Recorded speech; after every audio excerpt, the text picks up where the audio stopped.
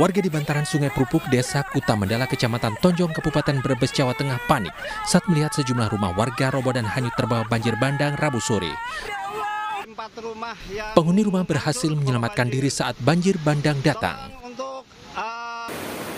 Banjir bandang terjadi setelah wilayah selatan Kabupaten Brebes diguyur hujan deras sejak Rabu siang. Sejumlah petugas BPBD dan Satpol PP Kecamatan Tonjong mengevakuasi puluhan warga yang terdampak banjir bandang. Akibat banjir bandang aliran Sungai Prupuk, 8 rumah warga di bantaran sungai rusak, 5 diantaranya roboh dan hanyut diterjang banjir. Salah satu ada 7, rusak berat 5 unit, rusak sedang 3 unit. Untuk ada korban jiwa? Korban alhamdulillah kita selamat semua. Tadi terakhir kami mengevakuasi warga yang punya anak balita dari rumah yang terjebak di banjir itu. Petugas BPBD Brebes melakukan penanganan darurat di lokasi pengungsian dan membersihkan jalan desa yang dipenuhi puing-puing bangunan. Banjir bandang mulai surut pada Rabu malam. Korban banjir yang berada di pengungsian membutuhkan bantuan, terutama kebutuhan anak dan balita. Dari Brebes, Jawa Tengah, Yudibar, iNews melaporkan. Sebelumnya banjir bandang di Brebes, Jawa Tengah viral di media sosial. Derasnya banjir bahkan menyeret kerbau dan motor warga. Inilah pemirsa video viral banjir bandang di Desa Ligapura, Brebes, Jawa Tengah. Dalam video ini, dahsyatnya banjir merobohkan jembatan hingga menghanyutkan seekor kerbau milik warga. Tidak hanya itu pemirsa, banjir juga menyeret motor warga.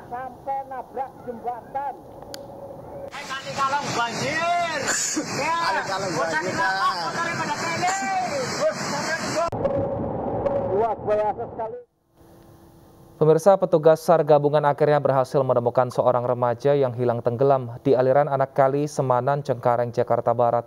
Pencarian korban sempat dihentikan pada Selasa malam.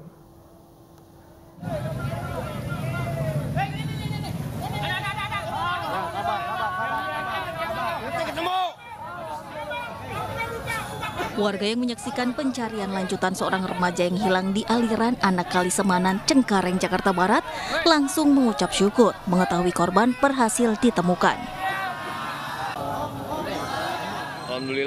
Korban berhasil ditemukan petugas gabungan sekitar 100 meter dari lokasi korban pertama kali tercebur. Setelah dievakuasi, korban dibawa pihak keluarga ke rumah duka untuk proses pemakaman. Kronologis atas nama Nur Faizi, tadi korban berhasil kita temukan di radius 100 meter dari lokasi kejadian. Alhamdulillah setelah kita melakukan pencarian dengan menggunakan perahu karet, korban kita ketemukan. Korban bernama Nur Farizi berusia 16 tahun dilaporkan hilang di anak kali Semanan pada Selasa sore usai bermain-main saat hujan deras. Diduga korban terpeleset tercebur ke dalam kali dan tak bisa berenang. Dari Jakarta, Miftahul Gani, iNews melaporkan. Kejadian anak hilang tenggelam juga terjadi di Kanal Barat, Tanah Abang, Jakarta Pusat. Seorang remaja berusia 13 tahun terseret arus saat bermain bersama teman-temannya.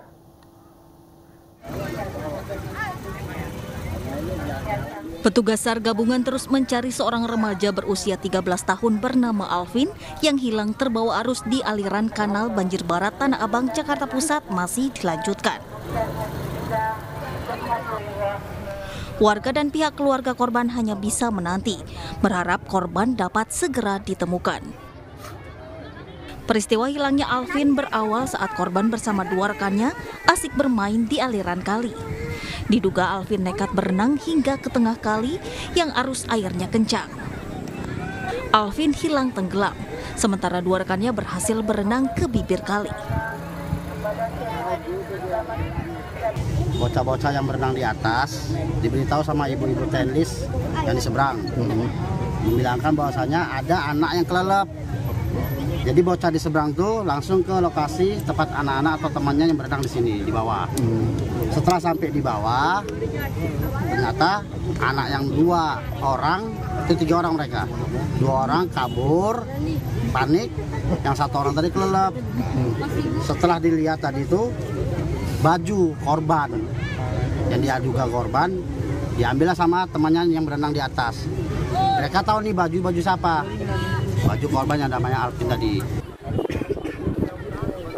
Petugas SAR gabungan mencari korban hingga ke radius 20 meter. Hingga Rabu sore, korban belum ditemukan dan proses pencarian akan kembali dilanjutkan Kamis pagi.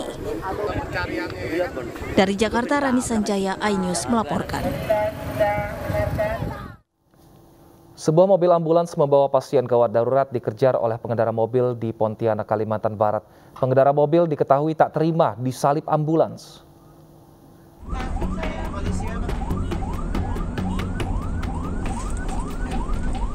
Aksi kejar-kejaran terjadi antara sebuah mobil dengan ambulans yang membawa pasien gawat darurat. Menurut pengakuan sopir ambulans, saat itu dirinya hendak membawa pasien dari Sambas menuju Rumah Sakit Santo Antonius Pontianak. Saat di perjalanan, karena kondisi darurat, ambulans menyalip mobil. Merasa tak terima disalip, pengendara mobil kemudian mengejar ambulans yang sedang membawa pasien.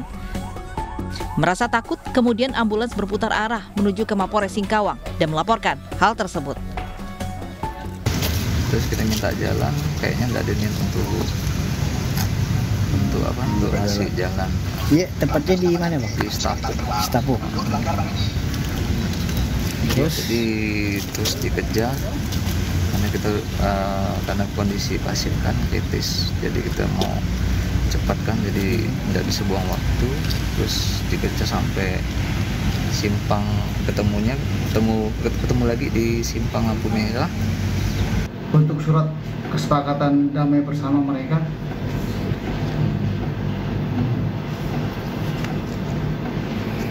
dan mereka juga sudah saling menyadari dan sudah bersalam-salaman tadi. Kedua belah pihak telah dipertemukan dan hasilnya sudah diselesaikan secara kekeluargaan. Dari Singkawang, Kalimantan Barat, Uun Yuniar, iNews melaporkan. Pemirsa, seorang warga di Bulukumba, Sulawesi Selatan meninggal sesaat menjalani perekaman KTP elektronik. Ironisnya, warga yang meninggal tengah sakit dan berusaha mengurus BPJS Kesehatan.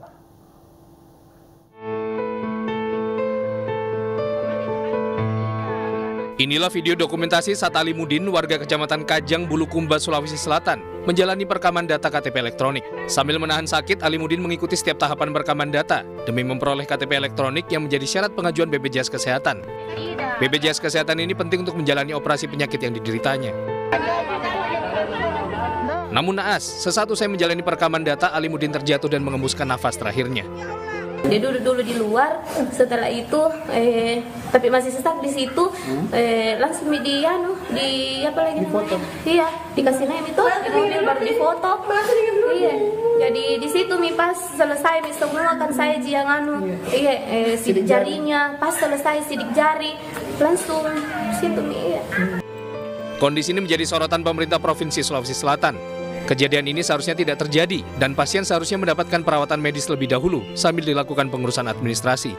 Selalu saya sampaikan, emergensi itu di atas prosedur, di atas segalanya. Artinya administrasi bisa disusulkan pada waktu bersamaan. Harusnya dia fokus di ini kan. Harusnya malahan pelayanan datang ke itu penting sekali untuk pelajaran ya.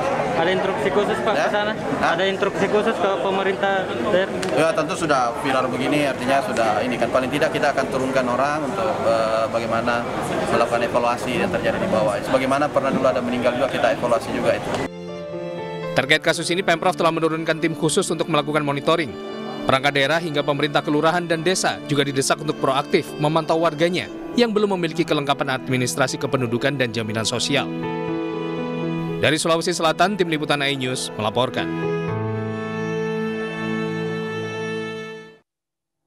Untuk mengetahui proses pengurusan EKTP milik Amiluddin, warga Barang, Kecamatan Kajang, Bulukumba yang meninggal dunia saat berjuang memperoleh BPJS Kesehatan, sudah bersama kami Ibu Mulyati Nur, beliau Kepala Desa di Sdukcapil Bulukumba. Assalamualaikum, selamat siang Ibu.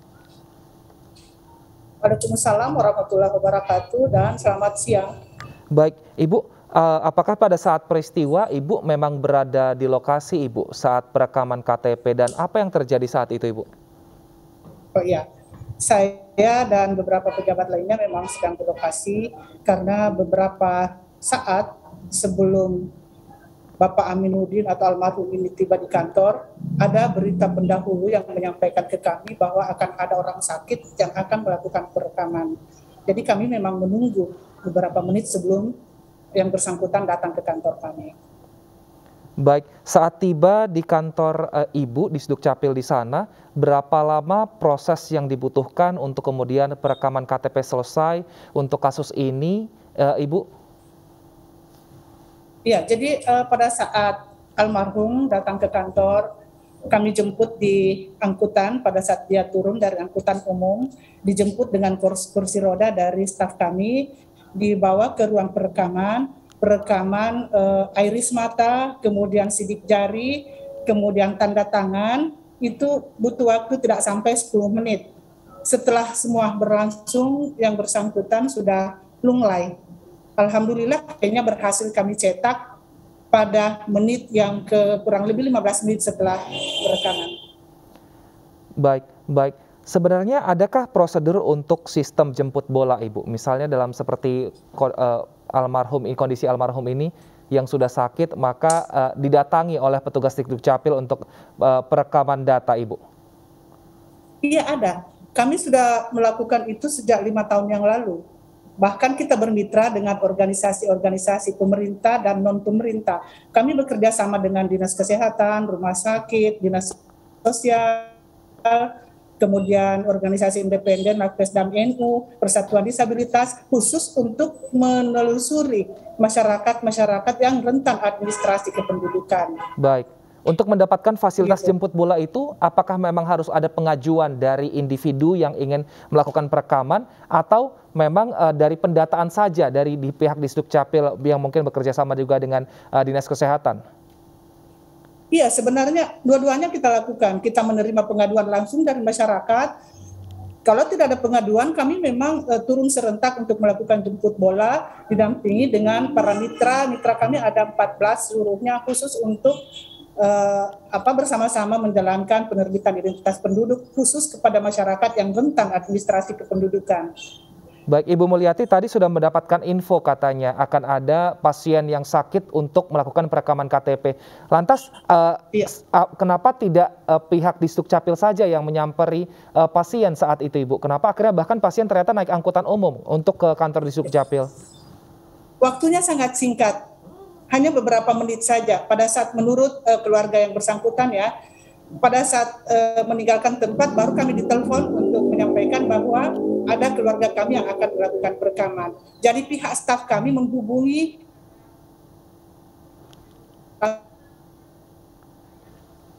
Baik, terima kasih Ibu Mulyati atas informasinya. Kita harapkan semoga kejadian ini tidak terulang kembali dan semoga warga juga yang belum memiliki kelengkapan keberkasan bisa segera berkonsultasi dengan Disdukcapil sehingga ini bisa dihindari. Terima kasih Ibu Mulyati telah bergabung bersama kami. Kita ke informasi lainnya pemirsa, polisi menangkap terduga pelaku pencabulan terhadap seorang balita di Jeneponto, Sulawesi Selatan. Pelaku diperiksa setelah memeriksa 5 orang saksi. Terduga pelaku yaitu yang merupakan kakek tiri korban kini sudah diamankan polisi untuk menghindari amukan massa. Namun polisi masih terus mengumpulkan keterangan saksi terkait kasus dugaan pelecehan seksual terhadap bocah yang masih balita. 5 saksi yang diperiksa diantaranya kerabat termasuk kakek tiri korban. Namun penetapan tersangka masih belum dilakukan karena polisi masih mengumpulkan bukti-bukti tambahan. Masyarakat yang di sekitar sudah kami kumpulkan, dokter juga, perawat juga yang menerima kami sudah. Nah, setelah kita melakukan interogasi, seperti apa kesimpulan dari aparat kepolisian? Kami bisa melakukan penyimpulan. Semuanya alibi dari masyarakat yang beredar kami masih. Sebelumnya, sebuah postingan media sosial terkait pelecehan seksual menghebohkan warga Jeneponto, Sulawesi Selatan. Mirisnya, korban pelecehan seksual masih balita.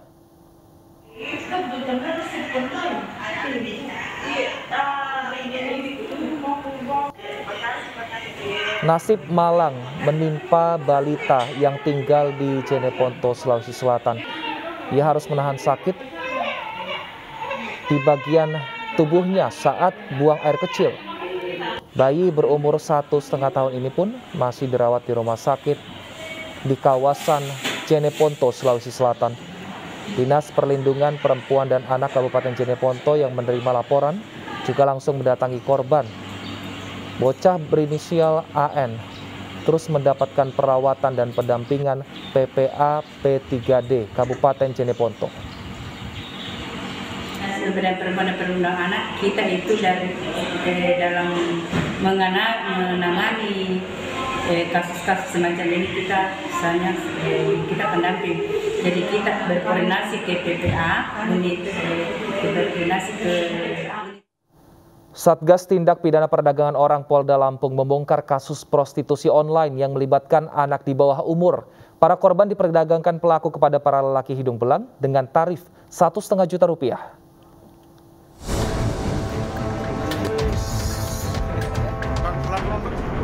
Polisi mengamankan tersangka RS, warga Banjar Agung, Tulang Bawang Barat, Lampung. Sebelumnya polisi mengamankan 2 wanita berinisial I dan A yang masih di bawah umur di sebuah hotel di kawasan Enggal, Tanjung Karang Pusat, Bandar Lampung. Kedua korban dipekerjakan oleh pelaku kepada lelaki hidung belang sebagai pekerja seks komersial dengan tarif Rp1,5 juta. Dalam setiap transaksi, pelaku menerima keuntungan sebesar Rp500.000. Saat melancarkan aksinya, pelaku mengirimkan foto-foto wanita kepada para lelaki hidung belang melalui aplikasi pesan online. Kita tangkap di salah satu hotel. Di wilayah Kota Madya, Bandar Lampung. Ternyata benar kita dapatkan satu yang dewasa berinisial I, umur 23 tahun, yang satu lagi 15 tahun. Yang mana anak di bawah umur tersebut adalah pelajar. Dalam pengungkapan kasus ini, polisi menyita barang bukti 2 kunci kamar hotel, 3 unit handphone, dan uang tunai Rp3 juta. Pelaku terancam pidana maksimal 15 tahun penjara. Dari Bandar Lampung, Andres Avandi, iNews melaporkan. Pemirsa, emak-emak berebut minyak goreng dalam operasi pasar, sementara pemerintah mencabut subsidi minyak goreng kemasan. Informasi selengkapnya kami hadirkan usai jeda, tetap bersama kami.